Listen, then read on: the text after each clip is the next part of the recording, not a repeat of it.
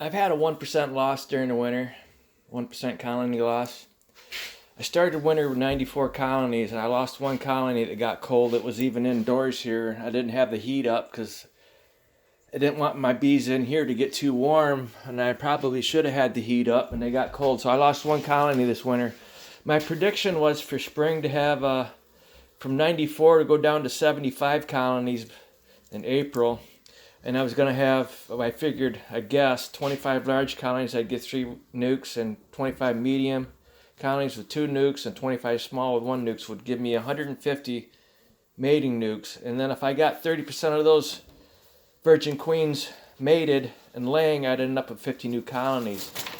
So the reason why you lose colonies during the winter is because there's a lot of toxic chemicals in the environment. It gets in the pollen, that's in the beeswax.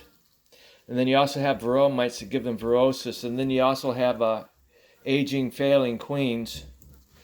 So I had colonies that were getting small before winter, but because I have approximately 100 colonies going into winter, I didn't have time to really analyze what was going on.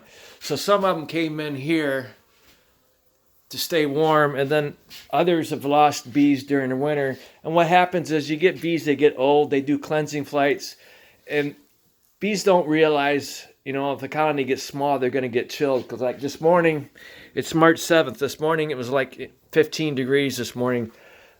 Majority of all these colonies here, they would get chilled, or the brood would get chilled, and you'd have to start over. So I bring them in.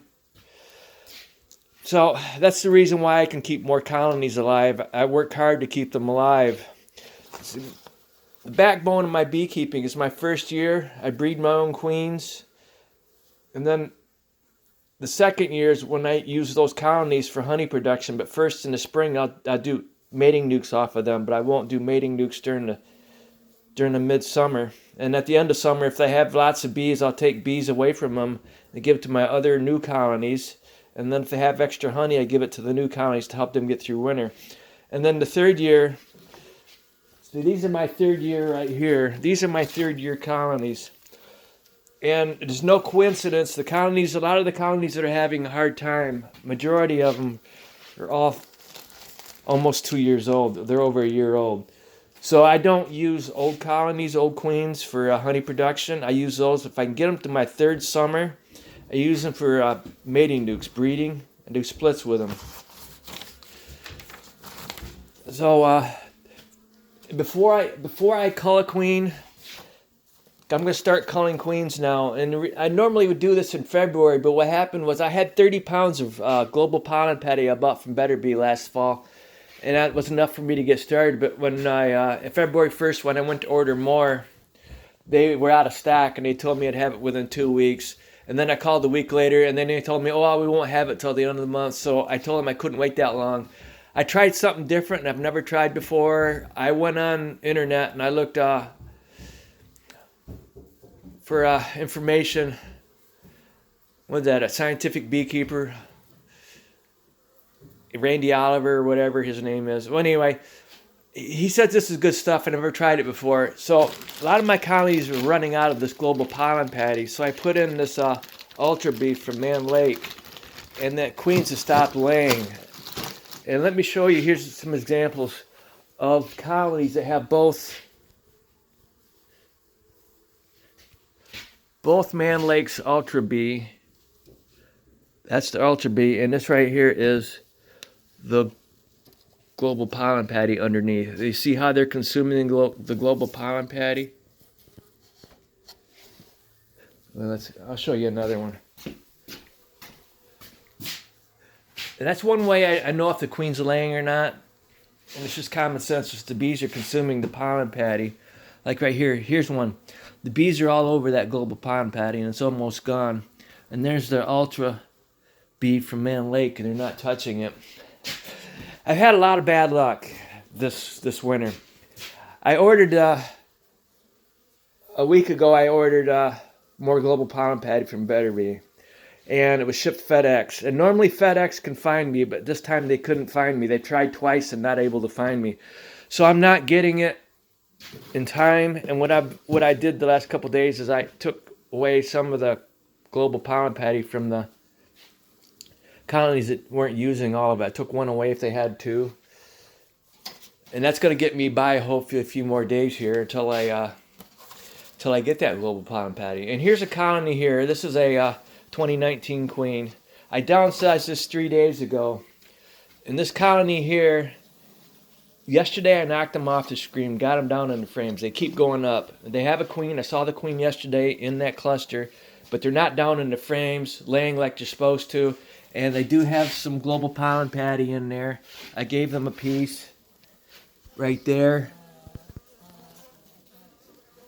And they're not really consuming it. The queen's not doing what she should, and I'm going to end up killing her.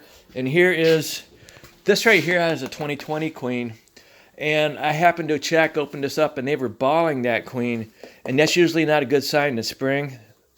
That means she's probably not going to lay. And then I took away the medium from this colony. It was a large colony. I gave it to 22 because this had very few bees. And yesterday I took the mediums off both of them. And before I put that medium on here, I caged that queen on the frame cage. I'll call these frame cages. You guys call them push-in cages. I caged that queen, and then I caught this queen in time. I saved her life, and I caged her on a frame. So I left them in cages for 2 days, and yesterday I took the mediums off, and the medium that was on here, I did find scattered drone brood here and there, so I know this queen is all done.